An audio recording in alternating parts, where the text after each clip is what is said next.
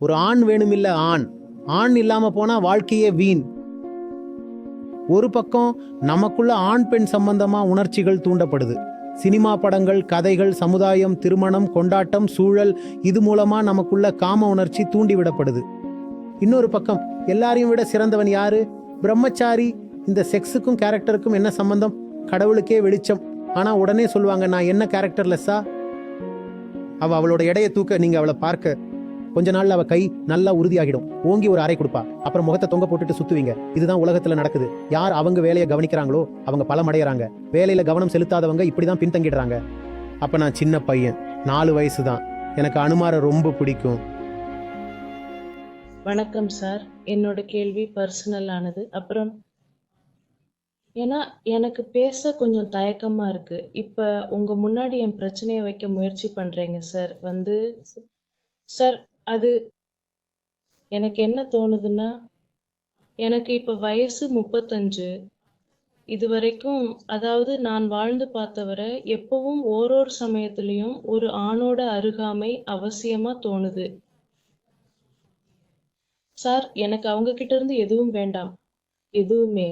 ஆனா அவங்களோட அருகாமை, ஆண் துணை வேணும்னு இருக்கு. அது இல்லைன்னா ஏதோ குறையா இருக்கிற மாதிரியே இருக்கு. அப்புறங்க சார், அவங்க இருந்தாவே போதும், யாரோ இருக்காங்கங்கிற உணர்வு. அது ஒன் சைடடா இருந்தாலும், அதாவது இதுவரை இருந்தது ஓரளவு நீண்ட காலம் இருந்தது. ஆனா சார், அது ஒன் சைடடா தான் இருந்தது. இதனால ஒன்றும் கிடைக்க போறது இல்லைன்னு எனக்கும் தெரியுது. ஆனா ஒரு சப்போர்ட்டா ஃபீல் பண்றேன். அதனால என்னால நிறைய படிக்கவும் முடிஞ்சது, வேலையில முன்னுக்கும் வர முடிஞ்சது. ஆனா அந்த பாதுகாப்பு, ஏன் ஒரு ஆண் இருந்தா மட்டும் தைரியமா இருக்கு, இல்லைன்னா வாழ்க்கையில ஒண்ணுமே இல்லைங்கிற மாதிரி தோணுது. அப்புறம் எப்படி இருக்குன்னா, அவங்க இருக்கிறப்ப கற்பனையான ஒரு பாதுகாப்பை ஃபீல் பண்றேன். ஆனா அது அவங்க நேர்ல வர்றப்ப, என்னை இக்னோர் பண்றப்ப, அப்ப நான் மனசளவுல அதை தாங்கிக்க வேண்டியிருக்கு. அதனால இதெல்லாம் இன்னும் இப்படியே தான் இருக்கு. மத்தவங்கள நினைக்கிறது. சார், ஏன் இப்படி? அதாவது ஒண்ணும் கிடைக்காதுன்னு தெரிஞ்சாலும் அவங்க வாழ்க்கையில ஒரு ஆதரவா கூட இருக்கணும். அவங்க அருகாமை வேணும்னு விரும்புறேன்.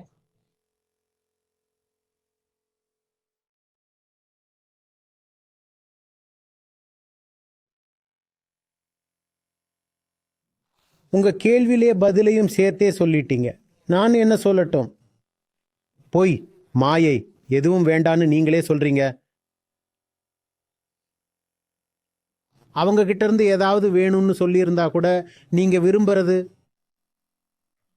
கிடைக்கவும் போறதில்லை. அப்படியே கிடைச்சாலும் அதுல ஒன்றும் கிடையாதுன்னு சொல்லியிருப்பேன். எதுவும் வேண்டியதில்லைன்னு நீங்களே சொல்றீங்க.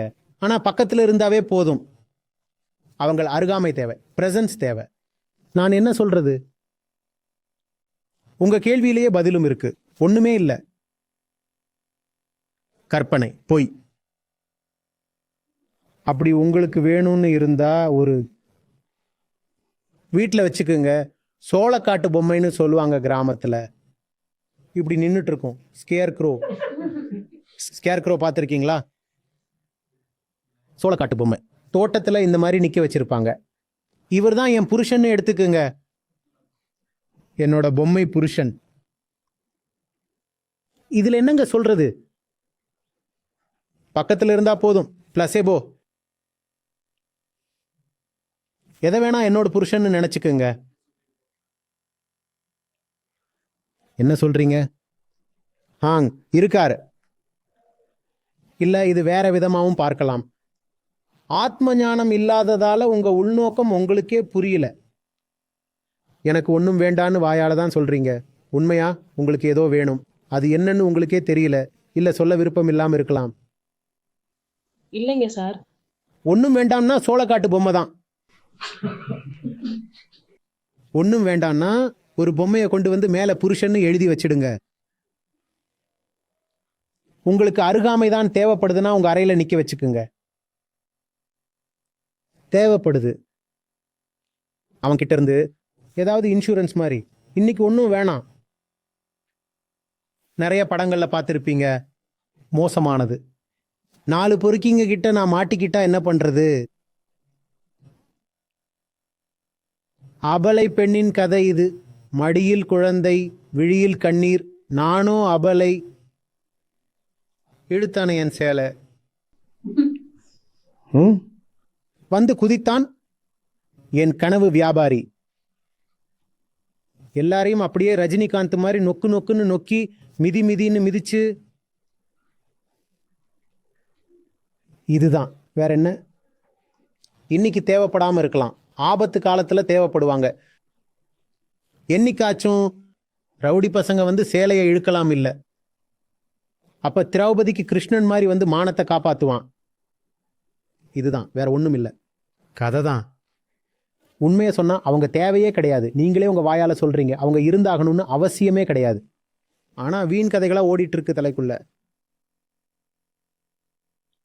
சமூகம் கற்பிச்சது, அதை சுயநலம் பிடிச்சு வச்சுக்கிச்சு.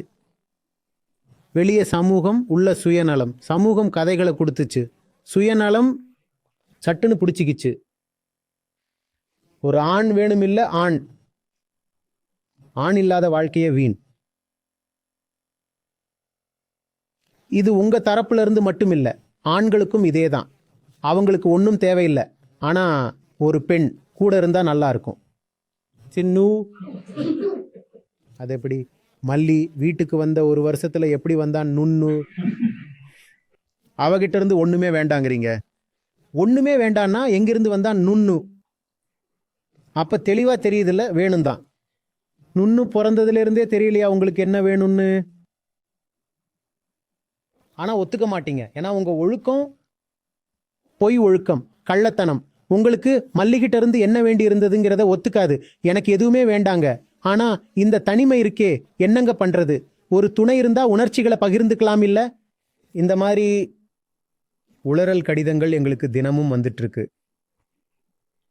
சிலது இமெயில்ல வரும், சில சமயம் வீடியோவுக்கு யாராவது கமெண்ட் போடுவாங்க. இது ரொம்பவே நடக்குது.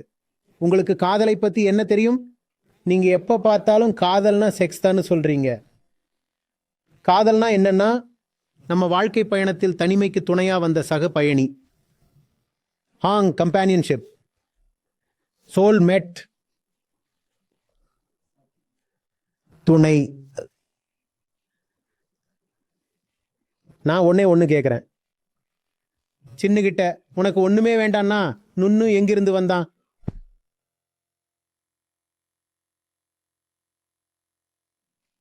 அது உங்களுக்கு அப்பப்ப கிடைச்சதால, அதுல இருந்து அப்புறம் நுண்ணு வெளிப்பட்டான்.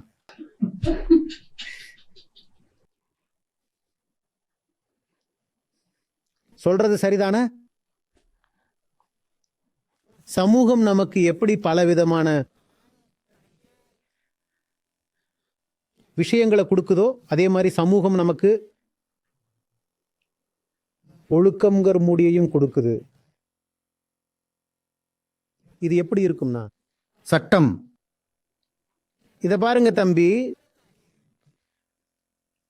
அரசு மதுக்கடை, லைசன்ஸ்ட் பியர் கடை பார்த்துருக்கீங்களா?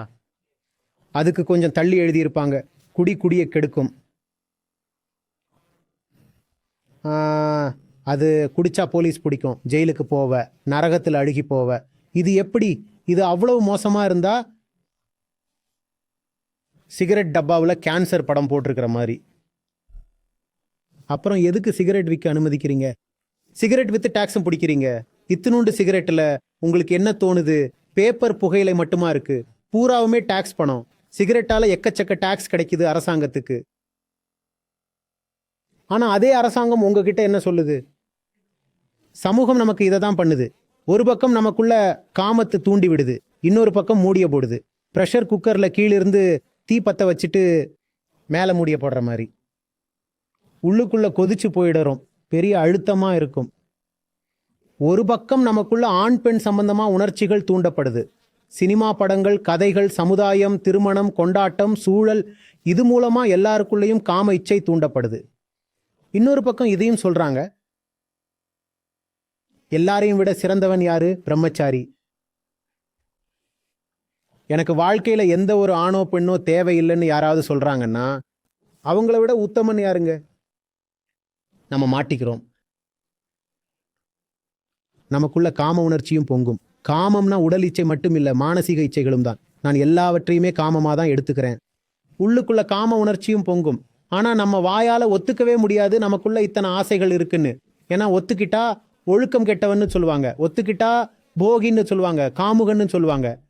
யாராவது நேராக போய் எனக்கு மனைவி வேணும் செக்ஸ் வச்சுக்கிறதுக்குன்னு சொன்னால் சீன்னு துப்புவாங்க. நல்லவன்னு யாரை சொல்லுவாங்க? மகா மோசடி பேர் வழிய. தனிமையை போக்க ஒரு வழித்துணை வேணும்னு சொல்கிறீங்க. தனிமையை போக்க ஒரு துணை தான் வேணும்னா அது ஏங்க ஒரு பெண்ணாக இருக்கணும்? தாத்தா கிட்ட போய் உட்காருங்க. தாத்தா நிறைய அறிவுரை சொல்வார். அவருக்கு கால் அழுத்தி விடு. வாழ்க்கை நீர்க்குமிழி மாதிரி. தாத்தாவும் தனியாக தான் இருக்கார் பாட்டி போனதுலேருந்து.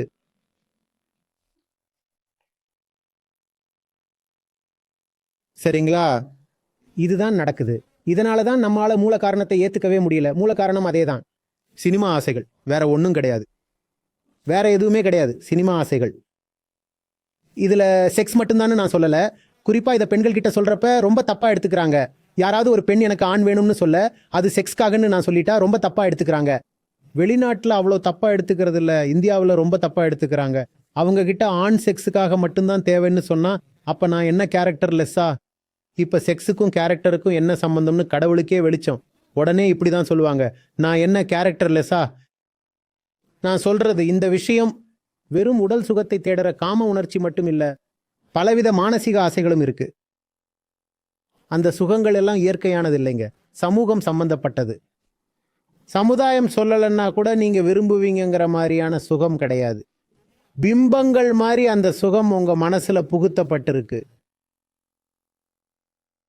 உதாரணத்துக்கு 2 பேர் கடற்கரையில், ஒரு ஆணும் பெண்ணும் கையோட கை கோர்த்துட்டு கடற்கரை ஓரமாக நடந்து போகிறாங்க. முன்பக்கமாக சன்செட் ஆகுது, பின்னாடி இருந்து ஃபோட்டோ எடுக்கிறாங்க. இது நமக்கு முன்னாடி பேரின்பம் மாதிரி காட்டப்படுது. சுகத்தோட இந்த பிம்பம் மூளையில் நல்லா பதிஞ்சிடுது.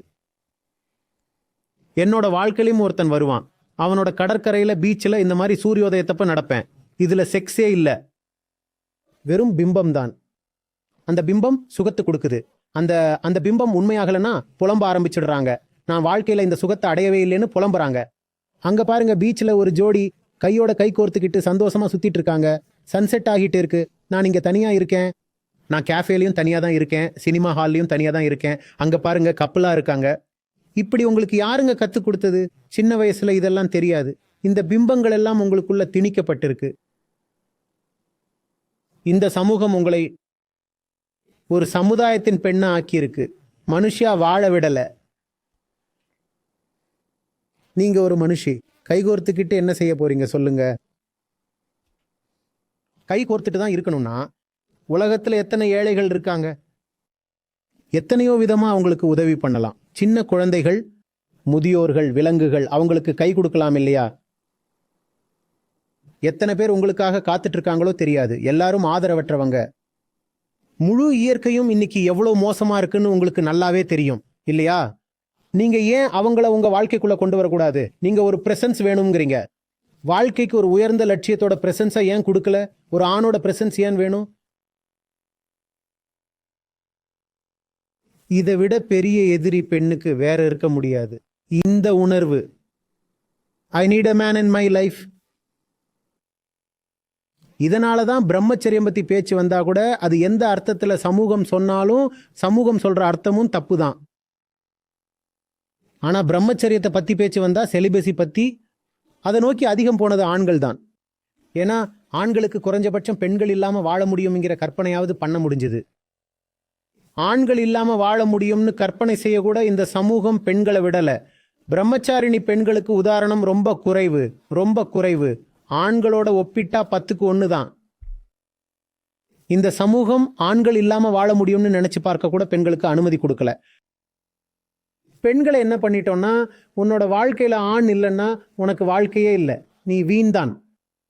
ஒரு காலத்துல இப்படியும் சொன்னாங்க, உன்னோட வாழ்க்கையில ஒரு ஆண் இல்லைன்னா சாக வேண்டியது தானே.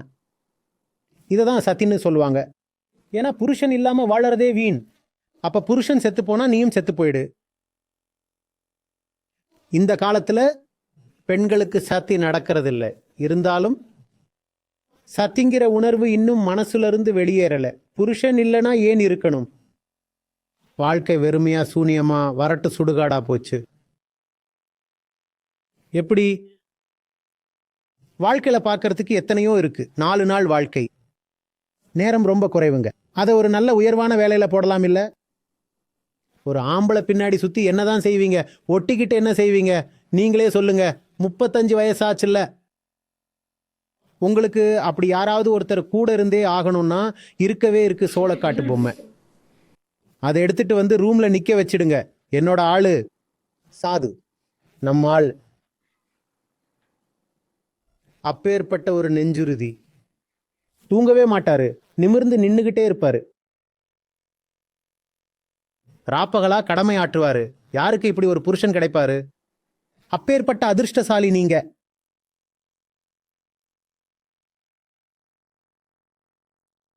அடிக்கடி நான் கேட்கறது என்னோட பாஷையில, ஜோடி சேர்றதுக்கு தான் பிறந்தீங்களா? இதை யாரு சொல்லி கொடுத்தாங்க? செருப்பு வேணா ஜோடியா கிடைக்கும். யார் சொன்னா ஜோடி சேராம உங்க வாழ்க்கை முழுமை அடையாதுன்னு? யாருங்க கத்து கொடுத்தது? ஆனா சொன்னா கேட்க மாட்டீங்க. இதை விட அதிகமா நம்மோட பெருமைக்குரிய பெயர்களை கூட ஜோடியா போட்டுட்டோம்.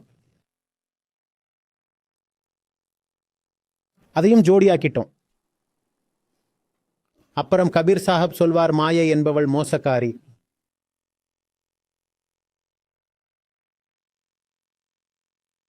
தீர்த்தத்தில் கோவிலில் இருப்பாள் மூர்த்தியாய், தீர்த்தத்தில் நீராய்.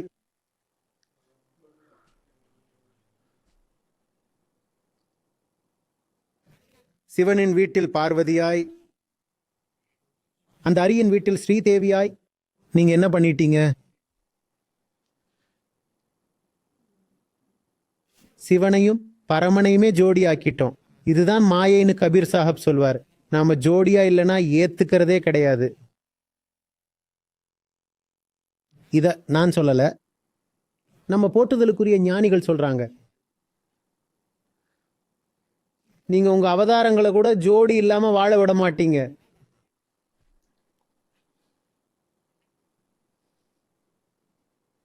ஜோடி இல்லாத இடத்துல கூட ஏதாவது செஞ்சு உண்டாக்கி கற்பனை பண்ணி ஜோடியை தூக்கிட்டு வந்துடுவீங்க.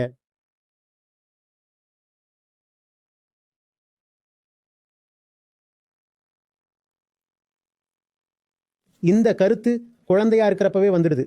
கோயிலுக்கு போனாலும் ஜோடி தான் தெரியுது. சினிமா தியேட்டருக்கு போனாலும், இப்ப சொல்லுங்க, கோவிலுக்கும் சினிமா தியேட்டருக்கு என்ன வித்தியாசம்? 2 இடத்துலயும் என்ன தெரியுது? ஜோடி. இப்ப என்ன செய்யறது? வீட்டில் என்ன பார்க்கறாங்க? ஜோடி. பக்கத்து வீட்டில் என்ன பார்க்கறாங்க? ஜோடி. அவ எங்க போனாலும் ஜோடி ஜோடியாவே தெரியறாங்க. புனிதமான இடமான கோவில்ல கூட ஜோடியா இருந்தா அப்புறம் அந்த சின்ன பொண்ணுக்கு விடிவு காலமே கிடையாது. இப்ப அவ சொல்வா, ஜோடிதான் சத்தியம். அப்புறம் நான் ஜோடி சேரலன்னா வீணா போயிட்டேன். என்னோட வீடு நல்ல பண்பாடான பிராமண வீடா இருந்தது. சின்ன வயசுல இருந்து அங்க எல்லா சாமி படங்களும் இருந்தது. அப்ப நான் சின்ன பையன், 4 வயசு தான் இருக்கும். எனக்கு அனுமாரை ரொம்ப பிடிக்கும். யாருக்கும் புரியல, எனக்கும் ஒன்றும் புரியல எனக்கு ஏன் அனுமாரை பிடிச்சதுன்னு. நான் உட்காந்து அனுமான் சாலிசா படிப்பேன். 4 வயசுல இருந்தே படிப்பேன். குறைஞ்சது 4-5 வருஷம் தினமும் அனுமான் சாலிசா படித்தேன். ரொம்ப சின்ன குழந்தை, உட்காந்து அனுமான் சாலிசா படிப்பேன். ரொம்ப நாளைக்கு அப்புறம் தான் தெரிய வந்தது எனக்கு அனுமார்கிட்ட பிடிச்சது இதுதான். அவரு எனக்கு தெரிஞ்ச வரையில தனியா, பின்னாடிதான் தெரிஞ்சது. இல்ல, அங்கேயும் ஜோடியை உருவாக்கிட்டோம். அந்த சின்ன பையனோட அறிவுக்கு எட்டிய வரைக்கும் இதுதான். அவ்வளவு தெளிவு கிடையாது அப்ப. ஆனா எனக்கு சரியா பட்டுச்சு. ஒண்ணு நல்லா இருந்தது இது.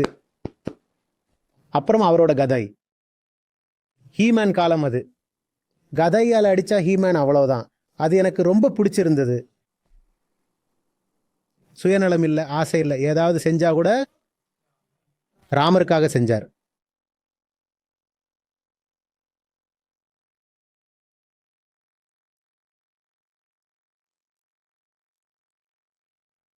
நாம இத்தோட விடல.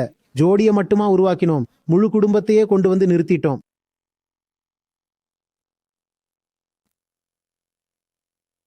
வால்மீகி ராமாயணத்துல பெரும்பான்மையானவர்களோட கருத்து உத்தரகாண்டம் இணைக்கப்பட்டது. உத்தரகாண்டத்துல என்ன இருக்கு? ஒட்டுமொத்த குடும்பத்தையே கொண்டு வந்து நிறுத்தலைன்னா நமக்கு நிம்மதியே வராது. பாருங்க அவங்க முகத்தை எப்படி சோர்ந்து போய் இருக்காங்கன்னு. நான் உங்களுக்கு எப்படிப்பட்ட ஒரு யோசனை சொன்னேன்? சூப்பரா ஒரு சோளக்காட்டு பொம்மை கொடுத்தேன். அதோட அளவு கடந்த விசுவாசம், துணிவு வருமா? அது உங்க ஆணையை மீறி 1 இன்ச் நகருமா? இப்படி ஒரு புருஷன் கிடைக்கிறது பெண்களோட கனவாவே இருக்கு இல்லையா? நான் வான்னா வருவான், போன்னா போவான், நில்லுன்னா நிற்பான், உட்காருன்னா பேசாம உட்காருவான். அப்பேற்பட்ட புருஷன் சோளக்காட்டு பொம்மை. இப்ப என்ன கவலை சொல்லுங்க? வேணா இந்த டெடிபேரை வச்சுக்கோங்க. நிறைய பொண்ணுங்க சின்ன வயசுல இருந்து டெடிபேர் கூட தான் தூங்குவாங்க. கரடி பொம்மை.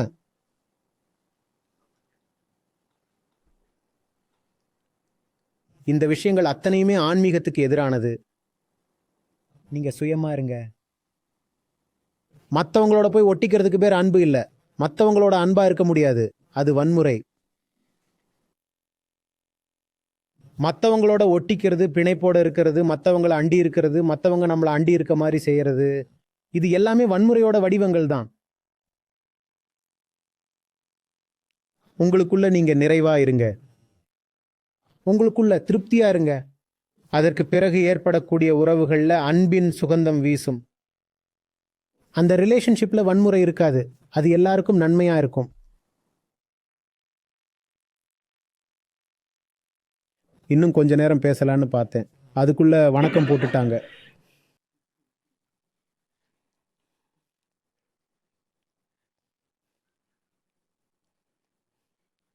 ஒன்றும் ஆக போறதில்லை. ஒன்றும் ஆக போறதில்லை. சரி, பார்க்கலாம்.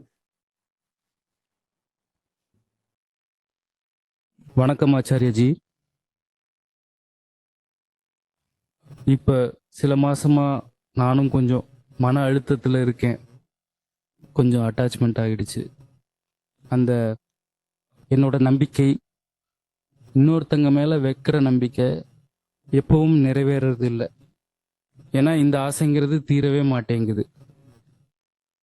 அப்புறம் நான் என்ன பார்க்குறேன்னா, நான் மட்டும் இல்லை, என்ன மாதிரி பல பேர் இருக்காங்க. இப்போ ஸ்விம்மிங் கிளாஸ் போகிறேன், கோச்சிங் எடுத்துக்கிறேன். அங்கே இருக்கிற கோச் அவங்க எப்படின்னா, நான் நிறைய பணம் கொடுத்து தான் நான் கோச் வச்சுருக்கேன், ஆனால் அவங்க என்னை கவனிக்கிறதே இல்லை. ஆனால் அங்கே இருக்கிற லேடிஸ் அவங்கக்கிட்ட தான் அதிகம் போகிறாங்க. அவங்க ஒன்றும் கேட்கலைனாலும் வேணும்னே அவங்கக்கிட்ட போய் கைடன்ஸ் கொடுப்பாங்க, எல்லாம் கிடைக்கும். தனியாக கவனிப்பாங்க, என்ன தனியாக விட்டுருவாங்க. இத்தனைக்கும் நான் தான் பணம் கொடுத்து வச்சுருக்கேன். ஜிம்முக்கு போனால் கூட அங்கேயும் இதே தான். அங்கே உங்களுக்கு பர்சனல் ட்ரெயினர் இருந்தால் கூட நீங்களே செய்யுங்கன்னுட்டு, லேடிஸ் இல்லைன்னா யாராவது மேடம் பக்கம் போயிடுவாங்க. அங்கே போய் வேணும்னே நல்லா தெரிஞ்சே அவங்க மேலே அங்கே இங்கே கை வைப்பாங்க, அனாவசியமாக அங்கே இங்கே தொடுவாங்க. இதெல்லாம் பார்க்குறப்ப எனக்கு என்ன தோணுதுன்னா, எனக்கும் அந்த மாதிரி ஆசைலாம் இருக்குது. நானும் அப்படி தொடரணுங்கிற ஆசை இருக்குது. அவங்களும் என்ன மாதிரி தான். இது சரியாகுமா? இதுக்கு மருந்து வேற ஏதாவது இருக்கா? புரிய மாட்டேங்குது. ஜிம்முக்கு போங்க. ட்ரெட்மில்ல 20 நிமிஷம் செட் பண்ணி வச்சுட்டு ஓட ஆரம்பிங்க. ஒரு டார்கெட்டும் செட் பண்ணி வைங்க. 5 கிலோமீட்டர் ஓடணும், 500 கலோரி எரிக்கணும். தசுபுஷுன்னு மூச்சு வாங்குறப்ப பெண்கள் ஞாபகம் தானா வராது.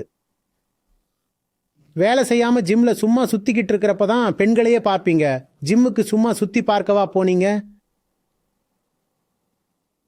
ஷோல்டர் ப்ரெஸ் பண்ணுறவன், லெக் ப்ரெஸ் பண்ணுறவன், செஸ்ட் ப்ரெஸ் பண்ணுறவன், நெஞ்சில் 50 கிலோ வெயிட் ஏற்றி வச்சிருக்கவன், எங்கிருந்து அவங்களுக்கு பெண்களோட அவயங்கள் தெரியும்? தெரியுமா என்ன? யாருக்கு தெரியும்னா, சும்மா நின்றுக்கிட்டு அப்படி இப்படி கையை வீசிக்கிட்டு நான் ஸ்ட்ரெச்சிங் பண்றேன்னு ஸ்ட்ரெச்சிங் பண்றப்ப பொண்ணுங்களை நோட்டம் விடுவான். ஜிம்முக்கு எதுக்குங்க தம்பி போறீங்க? உயர்ந்த லட்சியம் பத்தி பேசிட்டு இருக்கிறோம் இல்லையா? ஜிம்முக்கு போறதோட குறிக்கோள் என்ன? ஜிம்மிங் பண்றது. ஜிம்மிங் பண்ணுங்களேன். அங்க பெண்கள் எங்கிருந்து வந்தாங்க? ஸ்விம்மிங் பண்ணுங்க. அங்க பெண்கள் எங்க? ஸ்விம்மிங் பண்றப்ப பெண்களை பாத்தீங்கன்னா முழுகிடுவீங்க.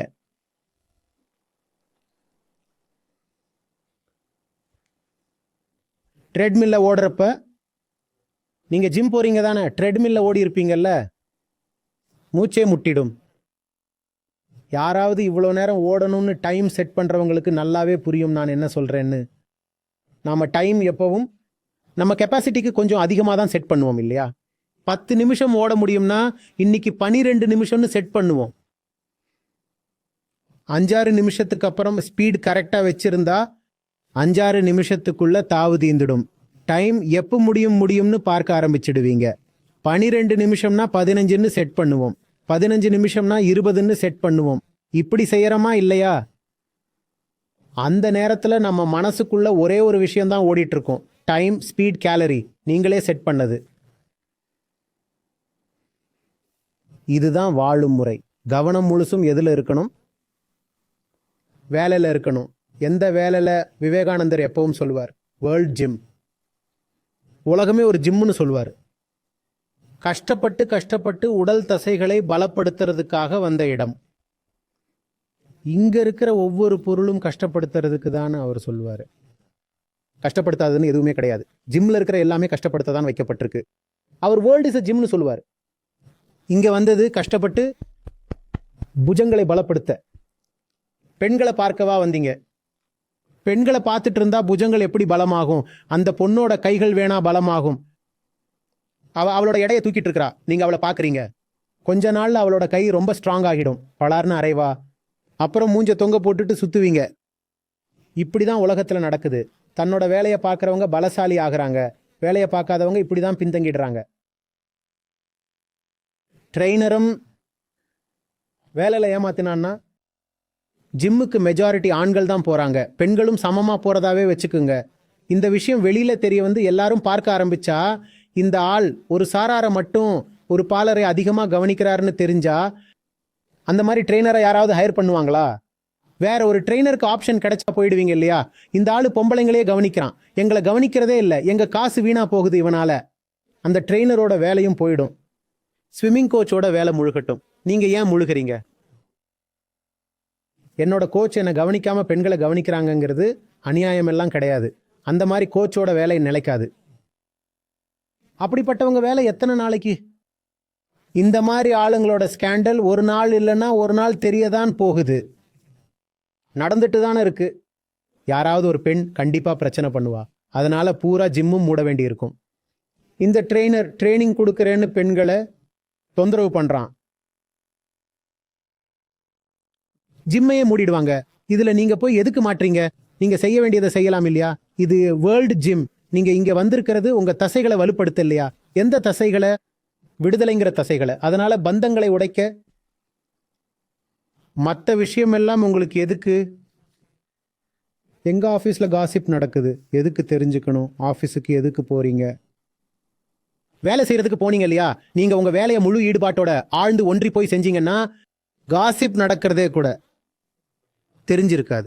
உங்களுக்கு தெரிஞ்சிருக்குன்னா அதுக்கு அர்த்தம் இதுதான். ஆமா, உங்களுக்கும் அந்த காசிப்ல கலந்துக்கிறதுல விருப்பம் இருக்கு. இல்லைன்னா இந்த விஷயங்கள் எல்லாம் எப்படி தெரியும்? நடக்குமா இருக்கும். நான் இவ்வளோ ஃபோக்கஸ்டா ட்ரெட்மில்ல ஓடிட்டு இருக்கேன். அக்கம் பக்கத்தில் என்ன நடக்குதுன்னு எனக்கு என்ன தெரியும்? எனக்கு என்ன தெரியும்? இப்போ வர்ற ட்ரெட்மில்ல ஸ்க்ரீன் அட்டாச் பண்ணியிருக்கு. நீங்கள் காதில் 2 பக்கமும் மாட்டிக்கங்க. ஏதாவது கேட்கணும்னா கேளுங்க. வெளியே என்ன பேசுகிறாங்கன்னு காதுலயே விழாது. முன்னாடி ஸ்க்ரீனில் ஒரு 15-20 நிமிஷத்துக்கு ஏதாவது பார்க்க போட்டு விடுங்க. விஷயம் என்ன? இதுதான் செயற்கை. அதை விவேகத்தோட தேர்வு செய்யறது. ட்ரெட்மில்னா ஒரு வேலையில் நம்மளை நாமே முழுசுமா ஈடுபடுத்திக்கிறது. முன்னாடி ஸ்க்ரீன், காதில் இயர் பிளக். இதுக்கு என்ன அர்த்தம்? விவேகத்தோட செயற்கையை தேர்வு செய்யணும். அங்கங்க பேசுறத நான் கேட்க மாட்டேன். நான் தான் முடிவு பண்ணுவேன் என்னோட காது என்ன கேட்கும், அப்புறம் என்னோட கண்கள் என்ன பார்க்கும்னு. வேர்ல்டு ஒரு ஜிம். நீங்க உங்களோட ட்ரெட்மில்ல தேர்வு செய்யுங்க. அதுல உங்களை நீங்களே ஆகுதியா கொடுத்துருங்க. அங்கங்க பார்க்க வேண்டிய அவசியமே இல்லை. எந்த பொண்ணு, எந்த ட்ரெய்னர், வெளியே என்ன சலசலப்பு, நாலா பக்கமும் உலகம்தான். அதை பார்த்துட்டு இருந்தா மாட்ட வேண்டியதுதான். உங்க வேலையை பாருங்க. அப்புறம் சார் ஒரு விஷயம், எனக்கு தெரிஞ்ச சில பெண்கள் இருக்காங்க, அவங்களுக்கு உங்களோட கீதை புத்தகங்களை கொடுத்தேன். இந்த ஃபெப்ரவரியில் ஃப்ரீ கீதா செஷன் இருந்துச்சு, அவங்களையும் ரெஜிஸ்டர் பண்ண வச்சேன். ஆனால் அவங்க என்ன சொல்கிறாங்கன்னா, இந்த விஷயங்கள்லாம் நடைமுறைக்கு ஒத்து வராது. நடைமுறையில் முக்காவாசி ரெஸ்டாரண்ட் போகிறது, ரிசோர்ட் போகிறது, இல்லை ஊர் சுத்த போகிறது. நானும் தான் போறேன். இதுல நடைமுறைன்னு சொல்றதுக்கு என்ன இருக்கு? புக்ஸ் கொடுக்கறது, பூ கொடுக்குற மாதிரி. நீங்கள் சொன்ன மாதிரி நீங்கள் ஒரு வீடியோவில் சொல்லியிருக்கீங்க, பூ கொடுக்கறதுக்கு பதிலாக, ரோஸ்க்கு பதிலாக புக்ஸ் கொடுங்க. இந்த மாதிரி விஷயமெல்லாம் அவங்களுக்கு புரியவே மாட்டேங்குது. புரியலன்னா நீங்க எதுக்கு தொந்தரவாகிறீங்க? ஒரு மெஷின் வேலை செய்யலைன்னா இன்னொரு மெஷின்ல வேலை செய்யுங்க. இந்த ஜிம்ல மெஷின் வேலை செய்யலைன்னா நான் வேலை செய்ய மாட்டேன்னு சொல்லுவீங்களா? செஸ்ட் எக்ஸசைஸ் பண்ணணும், லெக்ஸுக்கு பண்ணணும். ஒன்று மட்டும் கிடையாது, தனித்தனியாக 4 விதமாக இருக்கும். அதை செய்யுங்க. பல தடவை மஷின் எதுவும் இல்லை, வீட்டில் இருக்கீங்கன்னாலும் செய்ய முடியும். ஃப்ரீ வெயிட் ட்ரைனிங்கும் செய்யலாம். ஒருவேளை அந்த மஷின் பர்மனெண்ட்டாக உங்க கூட ஒட்டிக்கிட்டா? எதுவும் ஒட்டிக்கிறது இல்லை. இன்னைக்கு என்ன பார்த்தோம்? நம்மை நடத்துவது நான். இவர் என்ன சொல்றாரு? இப்ப என்னென்னலாம் சொல்றாரு? குழந்தைத்தனமான வைராக்கியம் பேசுறாரு. யாரும் வந்து ஒட்டுறதில்ல, நீங்க தான் போய் ஒட்டுறீங்க. இது எப்படின்னா, ஐயோ நான் என்ன செய்யறது, ட்ரெட்மில் என்னை ஓட வைக்குது. நான் என்ன செய்யட்டும்? இந்த ட்ரெட்மில் தான் என்னை ஓட வைக்குது. அப்படியா? பட்டன் யார் கையில் இருக்கு? ட்ரெட்மில்லோட பட்டன் உங்க கையில் இருக்கா, இல்ல உங்க பட்டன் ட்ரெட்மில் கையில் இருக்கா? என்னோட கையில் இருக்கு. அப்ப அழுத்துங்க. ட்ரெட்மில் என்ன செஞ்சது? செஞ்சதெல்லாம் நீங்க செஞ்சது. செயல் செய்பவன் ஒருவன் தான். அது அகங்காரம். உலகம் கர்த்தா கிடையாது, அகங்காரம் தான் கர்த்தா. நீங்க ஒரு தடவை சொல்லியிருக்கீங்க, திருமணமாகிட்டா லீகலா வந்து ஒட்டிக்கிறாங்க, அவங்க கிட்ட இருந்து பிரியறது ரொம்ப கஷ்டமா இருக்கும். எல்லாமே கஷ்டம்தான், முடியாததுன்னு எதுவும் கிடையாது. லீகலி சொன்னேன் இல்ல, எல்லாமே கஷ்டம்தான். அந்த வழி இந்த வழி, லீகலி இல்லீகலி எல்லாம் தலைவலி. என்ன லீகலி? என்ன கல்யாணம் பண்ணிட்டீங்களா? தவறான கல்யாணம். நீங்களே பார்த்துக்குங்க, எனக்கு தெரியாது. இங்க வந்து தப்பான கல்யாணம்பிங்க, வீட்டுக்கு போய் தப்பான குரும்பிங்க. இதை பத்தி கருத்து சொல்ல விரும்பல. No comments.